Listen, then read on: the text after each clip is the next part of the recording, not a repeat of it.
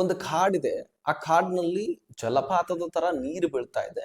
So ಆ ನೀರಲ್ಲಿ ನಾವು ಸ್ನಾನ ಮಾಡೋಣ, ಫೋಟೋಸ್ಗಳನ್ನ ತಕ್ಕೊಳ್ಳೋಣ. ಸೊ ಬಹಳ ಚೆನ್ನಾಗಿರುತ್ತೆ ಅನ್ನುವಂತಹ ರೀತಿಯಲ್ಲಿ ಆ ಹುಡುಗಿಯನ್ನ ನಂಬಿಸಿ ಆ ಕಾಡಿಗೆ ಕರೆದೊಯ್ದು ನೆಕ್ಸ್ಟ್ ಆತ ತನ್ನ ಸ್ನೇಹಿತರಿಗೂ ಕೂಡ ಈ ರೀತಿ ಹೋಗ್ತಾ ಇದೀವಿ, ನೀವು ಬನ್ನಿ ಅಂತ ಹೇಳಿದ್ನಂತೆ. ಅವರ ಸ್ನೇಹಿತರು ಅವನನ್ನ ಕಟ್ಟಿ ಹಾಕಿ ಅಲ್ಲಿ ಬಂದಿರತಕ್ಕಂತಹ ಒಬ್ಬ ಹೆಣ್ಣು ಮಗಳನ್ನ ತಮ್ಮ ಮನ ಬಂದಂತೆ ಬಳಸ್ಕೊಳ್ತಾರೆ. ಸೊ ತಮಗೆ ಹೇಗೆ ಬೇಕೋ ಆ ರೀತಿ ಚಿತ್ರಹಿಂಸೆಯನ್ನ ಕೊಡ್ತಾರೆ, ಕೊನೆಯದಾಗಿ ಬೆದರಿಸ್ತಾರು ಕೂಡ.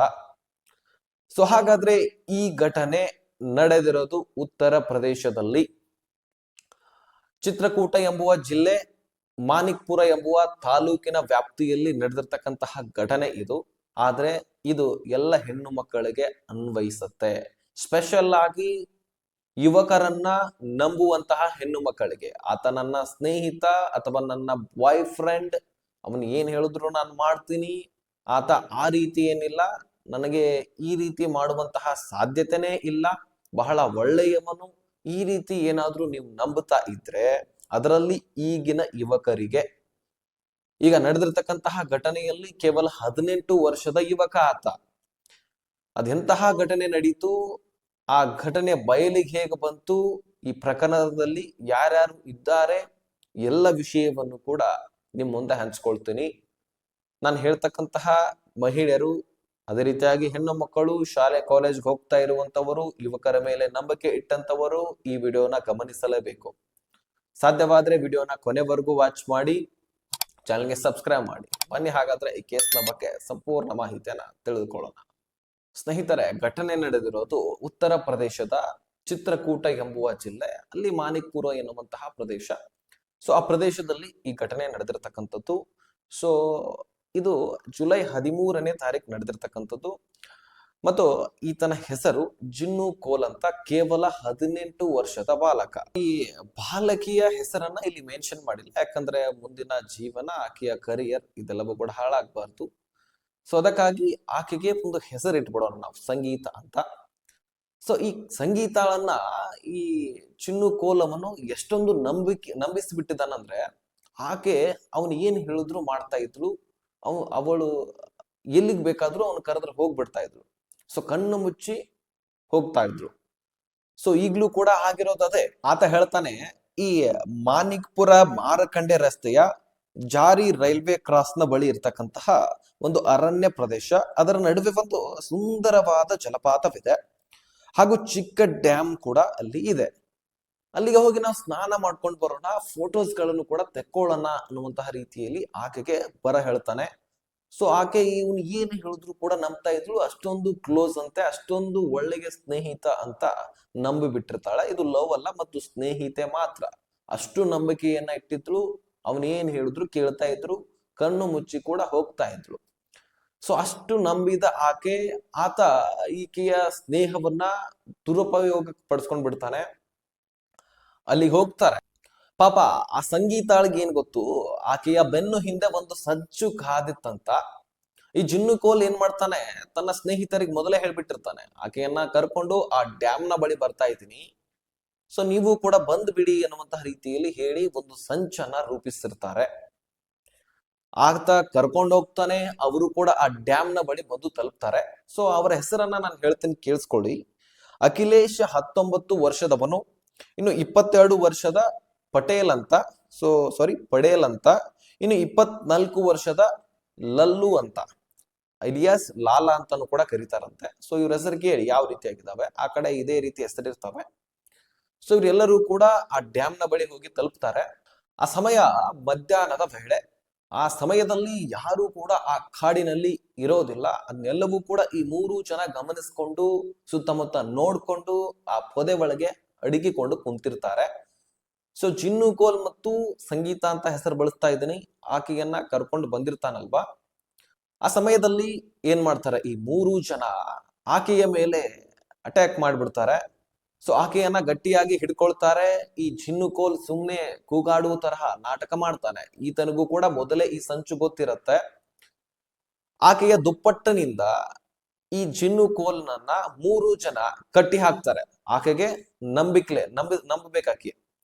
ಸೊ ಇವನು ಕೂಡ ನನ್ನ ಜೊತೆಗಿದ್ದಾನೆ, ಇವನು ಕೂಡ ಕಟ್ ಹಾಕ್ತಾ ಇದ್ದಾರೆ. ಈ 3 ಜನ ಬೇರೆ, ಆತನೇ ಬೇರೆ. ಆದ್ರೆ ಹಿಂದೆ ನೋಡಿದ್ರೆ ಇವರು 4 ಜನ ಸ್ನೇಹಿತರು. ಇದೆಲ್ಲದೂ ಕೂಡಿ ಒಂದು ಸಂಚು. ಇದು ಬಯಲಾದು ನೆಕ್ಸ್ಟ್ ಬಯಲಾಗತ್ತೆ. ಆದ್ರೆ ಆ ಸಂದರ್ಭದಲ್ಲಿ ಈ ರೀತಿ ನಡೀತಾ ಇರತ್ತೆ. ಆತನನ್ನ ಕಟ್ಟಿ ಹಾಕ್ತಾರೆ ಮರಕ್ಕೆ. ಆಕೆಯ ಮೇಲೆ ತಮಗೆ ಮನ ಬಂದಂತೆ ಎಗರಿ ಬಿಡುತ್ತಾರೆ. ಸೊ ತಮಗೆ ಹೇಗೆ ಬೇಕೋ ಹಾಗೆ ಬಳಸ್ಕೊಳ್ತಾರೆ. ಸೊ ನೋಡಿ, ನಾನು ಪ್ರಾರಂಭದಲ್ಲಿ ಇದಕ್ಕೆ ಹೇಳಿರೋದು, ಯಾರು ಯುವಕರನ್ನ ನಂಬ್ಕೊಂಡು ಅವ್ರು ಎಲ್ಲಿಗೆ ಕರೀತಾರೆ ಅಲ್ಲಿ ಹೋಗ್ತಿರಲ್ಲ, ಸೊ ಅವರಿಗೆ ಈ ವಿಷಯ ಅರ್ಪಿತ ಅಂತ ಹೇಳಬಹುದು. ಸ್ನೇಹಿತರೆ, ಈ ರೀತಿ ನಡೆಯುತ್ತೆ. ಅವರಿಗೆ ಮನಸ್ಸಿಗೆ ಬಂದಂತೆ ಬಳಸ್ಕೊಳ್ತಾರೆ, ಹೇಗೆ ಬೇಕೋ ಹಾಗೆ ಬಳಸ್ಕೊಳ್ತಾರೆ. ತಾವೆಲ್ಲರೂ ಕೂಡ ಸಂಚು ಹಾಕೊಂಡು ಬಂದಿರ್ತಾರೆ. ಪಾಪ ಆ ಬಾಲಕಿ ಸಂಗೀತ ಎಷ್ಟೇ ಕಿರಿಚಾಡಿದ್ರು, ಕೂಗಾಡಿದ್ರು, ಆಕೆಯ ಧ್ವನಿಯನ್ನ ಕೇಳಿಸ್ಕೊಳ್ಳಿಕ್ಕೆ ಆ ನಿರ್ಜನ ಪ್ರದೇಶದಲ್ಲಿ ಯಾರು ಕೂಡ ಇರಲಿಲ್ಲ. ಸೊ ಆ ಕಾಡಿನಲ್ಲಿ ಮಧ್ಯಾಹ್ನ ಯಾರು ಇರದ ಕಾರಣಕ್ಕಾಗಿ ಈ ಘಟನೆ ನಡೆದು ಬಿಡುತ್ತೆ. ಅವರು ಬರುವಾಗ ಚಾಕು ಚೂರಿಗಳನ್ನ, ತಮಗೆ ಬೇಕಾದಂತಹ ಮಾರಕ ವಸ್ತುಗಳನ್ನ ತೆಗೆದುಕೊಂಡು ಬಂದಿರ್ತಾರೆ. ಸೊ ಫೈನಲಿ ತಮ್ಮ ಕೆಲಸ ಮುಗಿದ ತಕ್ಷಣ ಅವರಿಬ್ಬರಿಗೂ ಕೂಡ ಚಾಕು ಚೂರಿಯನ್ನ ತೋರಿಸ್ತಾರೆ. ಈ ವಿಷಯವನ್ನ ಎಲ್ಲಾದ್ರೂ ಹೊರಗಡೆ ಬಾಯಿ ಬಿಟ್ರೆ ಸೊ ನಿಮ್ಮನ್ನ ಈ ಕಾಡಿನಲ್ಲಿ ಊತಾಕ್ತೀವಿ ಅಂತ ಭಯವನ್ನ ವ್ಯಕ್ತಪಡಿಸ್ತಾರೆ. ಆದ್ರೆ ಆ ಚಿನ್ನುಕೋಲ್ ಒಳಗೆ ನಗುತ್ತಿರ್ತಾನೆ. ಯಾಕಂದ್ರೆ ಆತನಿಗೆ ಮೊದಲೇ ವಿಷಯ ಗೊತ್ತಿರತ್ತೆ, ಇದು ಪೂರ್ವ ನಿಯೋಜಿತ ಒಂದು ಕಾರ್ಯ ಆಗಿರುತ್ತೆ. ಸೊ ಇದಕ್ಕಾಗಿ ಆತ ಅಷ್ಟೊಂದು ಹೆದರೋದಿಲ್ಲ. ಆದ್ರೆ ಹೆದರುವ ತರ ನಾಟಕವನ್ನಾಡ್ತಾನೆ. ನೆಕ್ಸ್ಟ್ ಇದಾದ ತಕ್ಷಣವೇ ಅವರು ಬಂದಿರತಕ್ಕಂತಹ ಬೈಕ್ ಅನ್ನ ತೆಗೆದುಕೊಂಡು ನೆಕ್ಸ್ಟ್ ಪರಾರಿ ಆಗಿಬಿಡ್ತಾರೆ. ಪಾಪ ಆ ಬಾಲಕಿ ಸಂಗೀತ ಎಷ್ಟೊಂದು ನೋವು ಆಗಿರತ್ತಂದ್ರೆ, ಮನಸ್ಸಿಗೂ ಕೂಡ ದೇಹಕ್ಕೂ ಕೂಡ ನೋವು ಆಗಿಬಿಟ್ಟಿರುತ್ತೆ. ಅಷ್ಟೊಂದು ನೋವನ್ನ ಅನುಭವಿಸುತ್ತಾ ಬೆದರಿಕೆಯಿಂದ ಮನೆಯಲ್ಲಿ ಯಾವ ವಿಷಯವನ್ನು ಕೂಡ ಹೇಳೋದಿಲ್ಲ ಅವತ್ತು. ನೆಕ್ಸ್ಟ್ ಮರುದಿನ ಆಕೆ ಒಬ್ಬಳೇ ಕುತ್ಕೊಂಡು ಅಳೋದನ್ನ, ಈ ರೀತಿ ನೋವನ್ನ ಒಳಗೆ ಮನಸ್ಸಿನಲ್ಲಿ ಇಟ್ಕೊಂಡು ಕೊರಗೋದನ್ನ ಆತರ ಆಕೆಯ ಪಾಲಕರು, ಪೋಷಕರು ಗಮನಿಸ್ತಾರೆ. ಈಗ ದಿನೇ ಈ ರೀತಿ ಇರೋದಿಲ್ಲ, ಆಕ್ಟಿವ್ ಇರ್ತಾಳೆ. ಆದ್ರೆ ಇವತ್ತು ಯಾಕೆ ಈ ರೀತಿ ಇದ್ದಾಳೆ, ಸಪ್ಪನೆ ಕಾಣಿಸ್ತಿದ್ದಾಳೆ ಅನ್ನುವಂತಹ ರೀತಿಯಲ್ಲಿ ಆಕೆಯನ್ನ ಸಮಾಧಾನ ಮಾಡಿ ಕೇಳ್ತಾರೆ. ಶಾಂತ ರೀತಿಯಲ್ಲಿ ಆಕೆಯಿಂದ ಎಲ್ಲ ಬಾಯನ್ನ ಬಿಡಿಸ್ಕೊಳ್ತಾರೆ. ಆಕೆ ಫೈನಲಿ ಅಂಜಿಕೆಯನ್ನ ಹೊರಹಾಕಿ ಸಮಾಧಾನಕರವಾಗಿ ಕೇಳಿದ ತಕ್ಷಣ ಎಲ್ಲ ಬಾಯನ್ನ ಬಿಡ್ತಾಳೆ. ತನಗೆ ಆದಂತಹ ಒಂದು ನೋವನ್ನ, ಕರಾಳ ಅನ್ಯಾಯವನ್ನ ಹೇಳ್ಕೊಳ್ತಾಳೆ ತನ್ನ ತಾಯಿಯ ಮುಂದೆ.